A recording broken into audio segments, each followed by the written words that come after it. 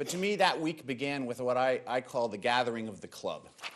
The day before the swearing in, the inauguration, John Kennedy and Dwight Eisenhower spent more than 3 hours together at the White House. Ike was no JFK fan. He called him Little Boy Blue. And though he had done very little to help Richard Nixon in the 1960 campaign, he'd done a great deal to try to slow down JFK.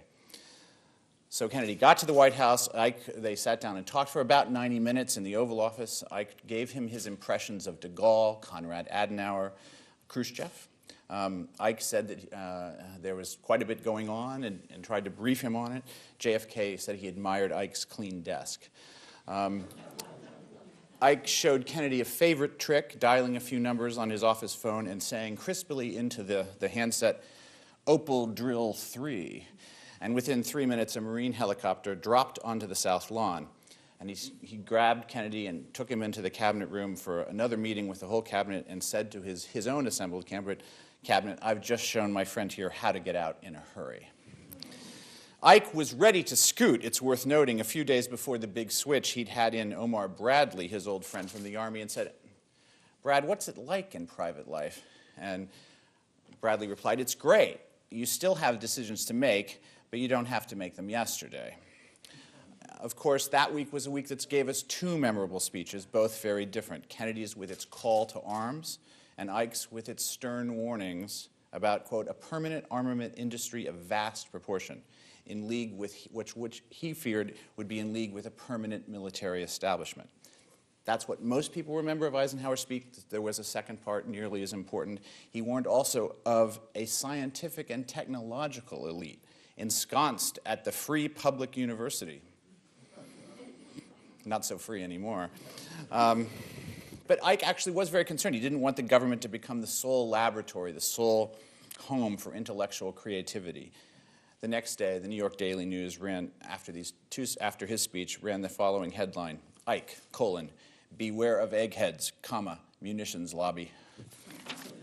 As he prepared to step in, Kennedy was particularly keen to make an ally of the last Democratic president, Harry Truman, who had his own doubts about JFK's age and perhaps larger worries about the influence of his overpowering multimillionaire father, for whom Truman had never cared for. So Kennedy went to a party 2 nights before the swearing-in Truman's honor, where he actually sought Truman out and got his autograph, and then saw him at a governor's reception the next night. Now we're on the 19th. And the 2 men fell into a conversation, and at 10 p.m., both went back to Kennedy's house on N Street in Georgetown and talked for an hour by the fire. Later that night, Kennedy sent him an advance copy of his inaugural speech. A Kennedy aide named Sue Vogelsinger trudged over to the Mayflower Hotel to deliver it in person. She got upstairs. There was a single Secret Service agent outside Truman's door who said, "Go ahead, knock." And so Vogelsinger did. And Truman answered the door in his bedroom slippers and said, "Come on in. Have you met Bess?" who sat there knitting. Now, Washington is a soundstage most days, but on Inauguration Week, it's even more so. And in 1960, the place needed an overhaul. The Park Service sprayed green dye on the grass around the Lincoln Memorial. Trees along Pennsylvania Avenue were coated with something called Roost No More, an application guaranteed to disperse starlings and pigeons. Manhole covers were welded shut, and the ultimate preparation, the swearing-in, was on a Friday, and in deference to the first of their kind becoming commander-in-chief, the Catholic Church gave its flock a special dispensation, lifting the normal ban on meatless Fridays. The Capitol was painted white from head to toe, and the mounted police staging in Rock Creek Park, fearful that their horses would spook at the large and excited crowds, conditioned their mounts by feeding them heavy doses of Spike Jones over loudspeakers.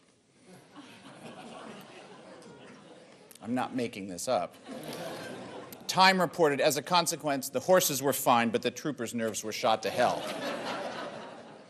So everything was perfectly under control, except the one thing no one could control. On the night before the inauguration, Washington, never good in a heavy rain, got 8 inches of snow, and everything came screeching to a halt.